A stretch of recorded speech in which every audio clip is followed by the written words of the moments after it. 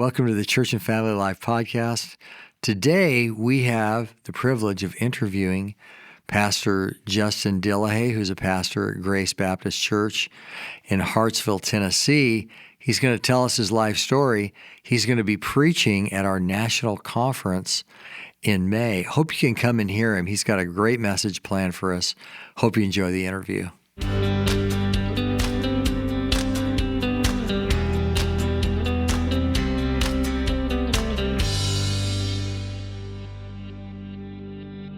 Jason, we've got Justin Dillehay from Grace Baptist Church in Hartsville, Tennessee. He's going to tell us his life story.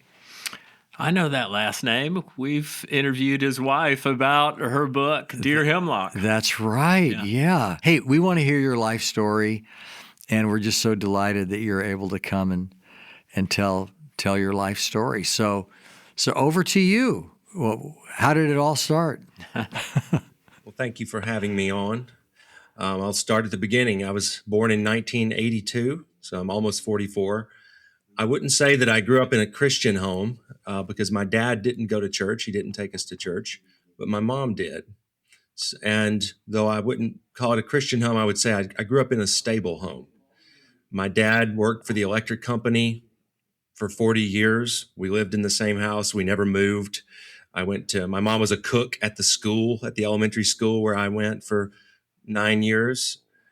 And was that in Hartsville? No, it was it was about 30 minutes from where I live now in a little community called Defeated Creek.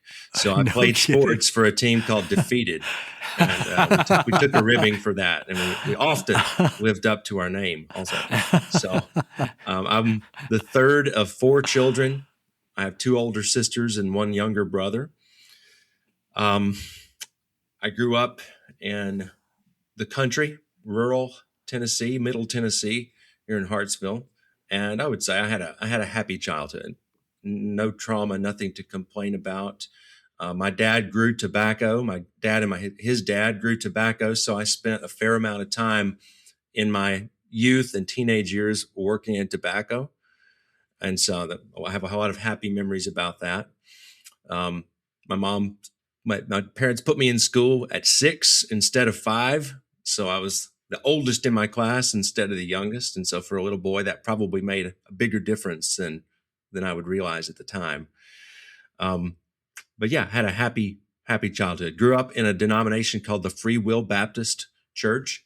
So it's kind of a classically Arminian Baptist church. My pastor was a man named Brother Frank, and he became a real spiritual mentor for me as a young man and as a teenager. I spent a lot of time with him. And so I'm not a Free Will Baptist anymore. That'll be part of the story, but I look back with gratitude on those early days. I didn't get all the theology that I hold now, but I got good foundations there from him and from the church. Now I got to ask you a tobacco question because I got tobacco farmers all around me here, in Wake Forest, and so I've known a lot of people have been in tobacco. Did you pick tobacco? Did you get all that oil all over your arms and your body? Yes. Oh yeah, it would stain your hands. Yeah, when you were doing it, and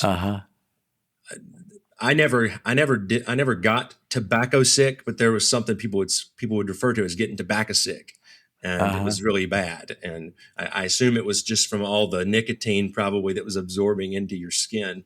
But thankfully, I escaped that. Now they must say tobacco out there. Do you hear they say tobacco? No, we say like tobacco or backer. Tobacco. Yeah, tobacco. So very late. I didn't realize how labor intensive that crop is at the time. So a lot of work. Yeah. But it was fun. It was time to spend with my dad and learning how to work and do physical labor, and I'm very grateful. I miss it sometimes. Nice. But is he still doing it? No, sir. No, he's been out of it for 15, 20 years probably. Okay. Wow. Yeah, there's very few small tobacco farmers anymore. It's mostly just huge crops. And, yeah. But anyway, I grew up in that church. when I was around 12 years old, I answered an altar call. So this church had an altar call every Sunday. It was a big part of the service. And I remember on Mother's Day, I think it was 1994, I think I was 12. And I answered an altar call and prayed the prayer and got baptized and thought that was a new beginning. So I would say in my teenage years, two things happened. One, I discovered theology. So my mom gave me Matthew Henry's commentary, 6 volumes, for my birthday one year, and she gave me a free will Baptist commentary on Romans. So if you can imagine an Arminian commentary on Romans, I got these commentaries, and really it opened a new world for me as far as just trying to understand what I believed about God and about salvation in the Bible, and what it meant to be a free will Baptist. So I learned a lot about Calvinism and Arminianism reading those things, stuff that I was not getting in my church. I got from books. Those are dueling commentaries. Yes, Yeah. really, very much so. I think Matthew Henry. There were no Reformed churches where I came from, so I think Matthew Henry was just my introduction to historic Reformed Protestantism at the time, and the Free Will Baptist commentary was more my introduction to scholarship and just serious exegesis of the text of Scripture. And I learned a lot of names reading that Arminian Romans commentary, like Charles Hodge and John Murray and John Piper, especially. That was how I first learned who John Piper was, and he was kind of a bad guy, in that commentary. So I discovered theology as a teenager, but I also discovered pornography as a teenager, and that led into, I would say, many years. Most of my teenage years, I spent living a double life, a hypocritical double life, and living with a guilty conscience, not confessing, not coming clean, but hiding. And so at school, I was one way. At church, I was another way. And the church I grew up in was very clear about the need for holiness and following Christ and submitting to Him. And so I knew, like, I didn't have a kind of false teaching telling me it didn't matter how I lived. And so my conscience was very, very convicted about what I was doing. And eventually, I would say I reached a point where I didn't think I was really saved, and I didn't think I could be. I had sinned so many times and asked God's forgiveness and then gone back like a dog to its vomit. I'd done this so many times that I didn't believe myself anymore when I was asking for forgiveness, when I was repenting. And I think I reached a place where I thought Esau in Hebrews 12, that's me. Like I have wasted my last chance, and I'm going to go to hell. And it was a very discouraging period of life. I don't know how long that lasted, but I distinctly remember feeling that way many times. But again, this was at church. Everybody thought, they saw the Justin who discovered theology and read the Bible, and they thought, man, you're going to be a preacher someday.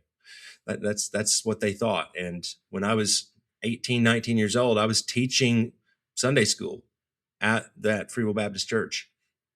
And something happened around that time. So this is me after a few years probably of thinking, I don't even think I'm saved. And I'm teaching Sunday school in my church, and I don't even think I'm really saved. One night, my mom came to me. I was in the bed. My mom came to me and said, your brother is crying. Your brother, my younger brother, your brother's crying, and he says he doesn't think he's saved. And the issue there was he also had made a profession of faith. And so she thought and he thought he was saved. And so now he's saying he doesn't think he is. And so she's asking me, can you come talk to him? Like, can you come talk to him and help him? And I felt like, what am I going to tell him? I'm in the same boat. My mom doesn't even know I'm in the same boat he's in. There's the old story about John Wesley going to as a missionary to North America and saying, like, I went there to convert the Indians, but who's going to convert me? Like, that's literally how I felt in that moment. Like, I don't know what I can do for him, but I definitely felt like God is, if I haven't wasted my last chance, this is my last chance. Like, this is God cornering me and saying, you're either going to come clean now and confess what you've been doing, or you may not get another chance. And by the grace of God, I came clean that night, and I confessed my sins to my mom, told what I've been doing, told about my hypocrisy, and then I shared with my pastor, who the man I've spoken of already, whom I was very close to, and he was very, very gracious and understanding about it, and ended up, sharing my testimony to the church there, and getting.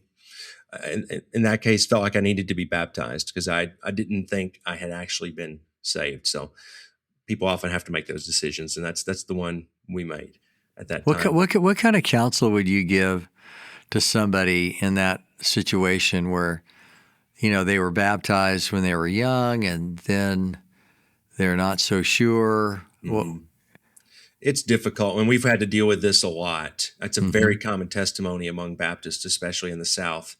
Yeah, because people are so quick to baptize people where I come from. So it's a case-by-case basis. If a person is convinced they were not converted when they were baptized, we will generally baptize them.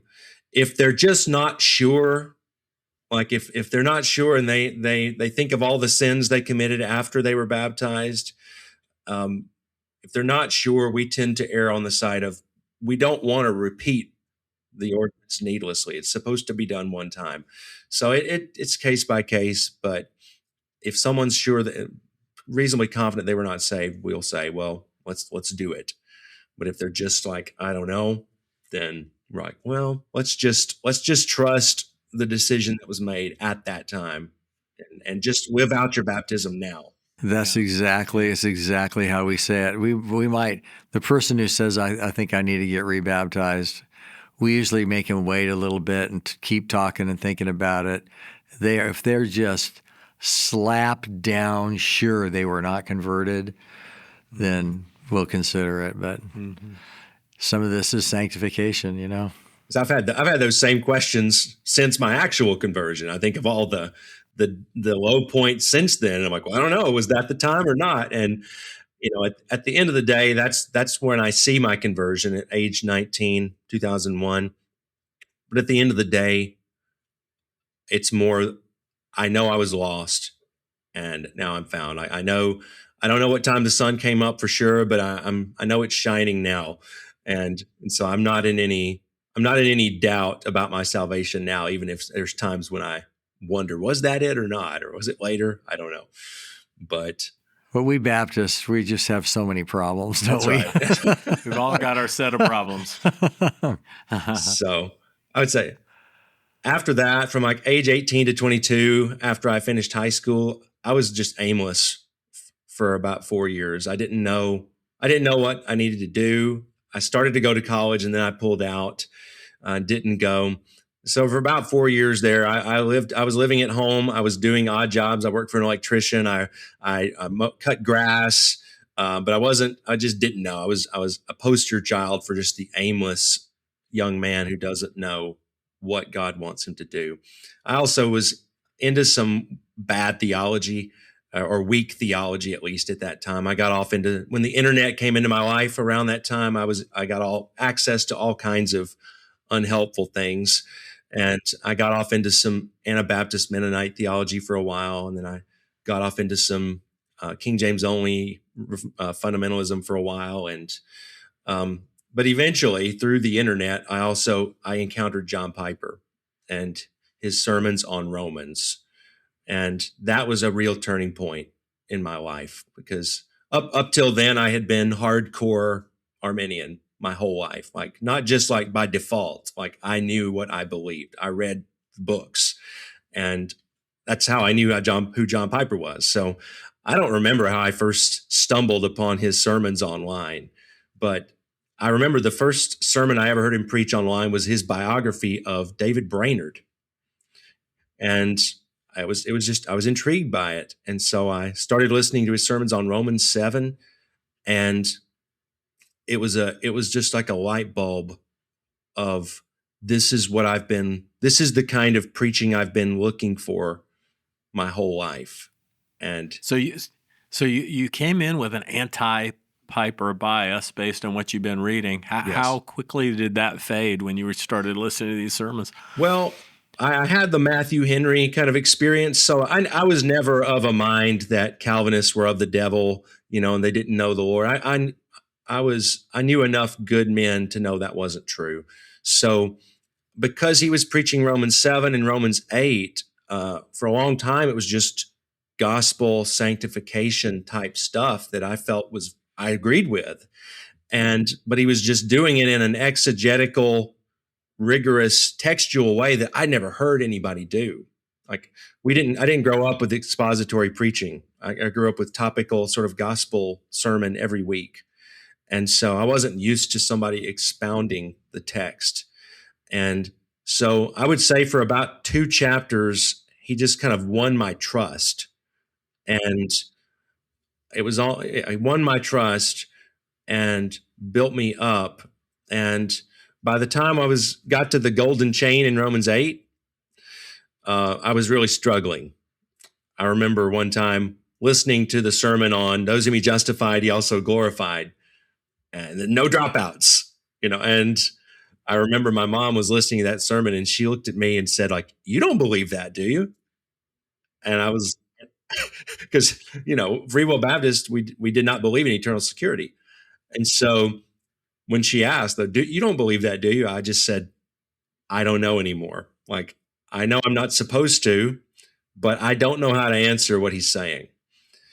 And again, it was just listening to him preach was like a mini hermeneutics lesson every week, just of following the meaning and the flow of argument. I'd never been exposed to that. And so he knew what I believed. It was clear he knew what I believed, and explained it accurately. And so I almost quit at the end of Romans 8 because I knew what he was going to say about Romans 9.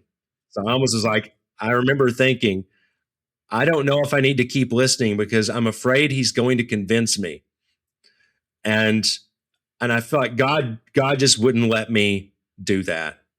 And I felt like you owe him more than that. We've listened to 40 sermons, in Romans 7 and 8 at this point, and you have profited from this. You owe him a hearing. And around the same time, I was reading Desiring God, and especially The Pleasures of God. If there's one book of Piper's that really had a big impact on me, it was The Pleasures of God. And there was an appendix in that book called "Are There Two Wills in God?" And he was explaining the distinction between God's sovereign will, by which he ordains everything that comes to pass, and his moral will, that his law, like what he tells us to do and not do. And he convinced me in that chapter that distinction was biblical. And once I became convinced of that, all my objections crumbled to the ground, because I understood what he was saying. I understood what Matthew Henry and the Calvinists were saying about God's decree. I just didn't think it was true. And I thought it made human beings into robots, and it made God to blame for all the sin that happens in the world. And so, but just showing me from Scripture that this is what the Bible teaches, it's like it pulled the linchpin out of my wagon there, and then I lost it. I lost the battle, and submitted at that point. So that was a life-changing time. I was probably about 23 years old. So that's about 20 years ago. Was that before you got married or after? It was before. Before. Uh-huh. So, but that's what led to me ending up at the church that I'm at now. So I will, come May of this year, I'll have been a member at Grace Baptist Church in Hartsville for 20 years. Okay. So once I became persuaded of the doctrines of grace, the church I was in at the time, I was teaching Sunday school, adult Sunday school, at a non-denominational church at that time, but it was not a Reformed church, and I was 23 years old, and I felt like my theology is in flux. I don't need to be teaching right now. Like, I need to go somewhere where I can just sit and receive from wiser men, and I want to go someplace that holds the doctrines of grace. So there's only one church like that in driving distance, and that was Grace Baptist in Hartsville. And so I went there, and I've been there ever since as a member, and I've been a pastor there for about 10 years. So when going there, I met all the men who are still my pastors were pastors then as well. Donnie Martin, Carol Carmen, and Chris Davis, my friend. He came along a couple years after that, but they were there. I told them my story, and my shift in theology, my salvation testimony, my history, and just sort of teaching. But I said, I'm here to learn. I'm not here for a job. And they appreciated that, but they sort of took me under their wing to mentor. And I think pretty quickly were asking me, do you have any thoughts about ministry or being called? And I was like, I do, but I've never had anybody to confirm that in a meaningful way. And so that's how that process there began, of mentoring and preaching opportunities. And I started seminary online with Southern Seminary in Louisville, and did most of that online. And so I graduated there in 2013. But I haven't introduced my wife into the story yet. So you have any questions? Any? No, do that. I want to hear how you met your wife. All right. So around 2010, I'm a trainee. I'm a pastoral trainee there at the church, and this young lady named Tilly Cryer comes to visit the church, and she had a background in our church. There's a reason why she came to our church for counseling, but she came to our church having lost her faith in college. She's probably 21 years old at that time. She went to college young, and she lost her faith in college. And when that happened, her parents recommended she come and talk to Donnie Martin, counsel with Donnie Martin, my pastor. And so she came out and spent time with him and his wife in the church, and pretty quickly was converted there at the church. And so this is 2010. But she's basically a new convert, just coming off a real rough patch in life, and I'm a pastoral trainee, so I don't have any immediate interest in her at the time. In fact, both of us were dating other people at one point there, but there came a time where some interest started to develop. I remember she sent me an email asking, "Can a Christian believe in annihilationism?" This idea that people go to hell and they burn up and punishment's not eternal. And I ended up writing her about a 12-page paper in response saying, here's why the answer is no. So she sends that paper to her dad, and her dad emails me and says, why don't we get coffee? And so that started a conversation between me and her father, Morgan. And long story short, there was some rough patches there, and it took a little while, but we were married in the fall of 2012. And I would say, other than receiving Jesus as my Lord, marrying Tilly has been the best decision I've ever made.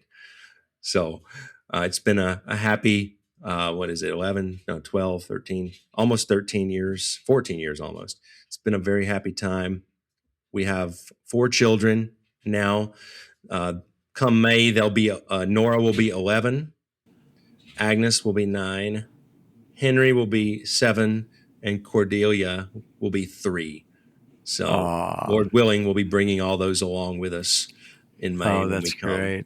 Oh, you gotta enroll them in the kids choir. Oh, okay. I hadn't heard about that. Yeah, we'll have to do that. That's the squiggliest, giggliest, neatest thing that happens at that conference. Well, they would like that. They're songbirds. They sing. We sing around the house all the time, and their mother is a good singer, and I can carry a tune. at least. And so they sing all the time around the house. So that sounds great. Okay. Important books. Important books. I would say I've already mentioned John Piper's The Pleasures of God, just helping me grasp a biblical theology of God and his greatness and his goodness and his sovereignty. That was a pivotal book for me. This book, Why We're Not Emergent, by Kevin DeYoung and Ted Kluck. It was the first Kevin DeYoung book. I would say after Piper, DeYoung's probably the living writer that's probably influenced me the most. And that was the first book I read. I would say that influenced me a lot. I've always been of a conservative bent, so I don't think I ever would have gone along with the emergent church 20 years ago. But reading DeYoung's book, it was the first time I'd read a solid theologian interacting with like progressive, liberal, contemporary theology. And so just hearing how he responded, I think was influenced me a lot. And it's why I kept reading him. Screwtape Letters, C.S. Lewis. That was the first Lewis book I ever read 20 years ago. And I think just reading it, the spiritual help I received from understanding my own heart more and the schemes of the devil more. But I think also just reading C.S. Lewis, for me, I was in a phase of life where I thought C.S. Lewis was really bad. And so just reading the book was an eye-opening thing for me, to be like, yeah, a guy can get some things really wrong in his theology and still be really helpful in other ways. So I think it was a paradigm shift for me at that time. I don't know if you know the name Thomas Sowell. He's not a theologian or a Christian, but he's my hero. Also, I read a lot of Thomas Sowell in my early 20s, and particularly his book, A Conflict of Visions, where he talks about the constrained vision and the unconstrained vision, sort of conservative and liberalism. And I think reading that book before I went to college was very helpful and very important, because it helped me understand why people come to different conclusions and why different people seem to come to the same kind of different conclusions on so many different things. So I felt like that book really helped me just worldview wise with, I think, political theology and political philosophy. That was incredibly level-headed person. Yes. Yeah. I wish he was a Christian. I wish he would get saved. Yeah. But those are the ones that come to mind, I think. Yeah. So what would you say to a kid growing up the way that you did? Yeah. I would say be very thankful. Like if you have parents that bring you to church, which is most of the kids that I preach to every week in our church, that's them. Like, so I feel like I'm preaching to myself when I preach to them. Don't presume, like don't presume that because your parents are Christians and that they bring you to church that gives you a ticket into heaven. But own it, take it on, but don't take it for granted. Like, just you, by being reared in the church under the preaching of the gospel and the teaching of the church, and of parents who will train you and give you good material and teach you. That is such a privilege that God has given you and that so many kids don't get. And so, like, on the positive side, just be grateful for the blessing God has given you. And on the negative side, I've been preaching Hebrews for the last year or so. And so I've preached this kind of thing a lot. On the negative side, you're going to have a lot. If you reject this, like if you don't receive and make good on what you've been given, you're going to receive a stricter judgment than those who were not raised in the church and those who did not have the kind of advantages that you have. So. Amen. That's good. That's really helpful. So, hey, man, thank you so much for joining us. And I can't wait to see you at Ridgecrest in May and have you come and deliver your message. That'll be really nice. It'll be very nice to have your wife to talk to the ladies at the ladies' luncheon, and with my wife and Donna Askell as well. I'm looking forward to meeting you brothers for the first time. And I really, it's an honor. The invitation is a great honor, not one that I was expecting either. So thank you. Okay, and thank you for joining us on the Church and Family Life podcast. Hope to see you next time. Church and Family Life is proclaiming the sufficiency of Scripture by helping build strong families and strong churches. If you found this resource helpful, we encourage you to check out churchandfamilylife.com.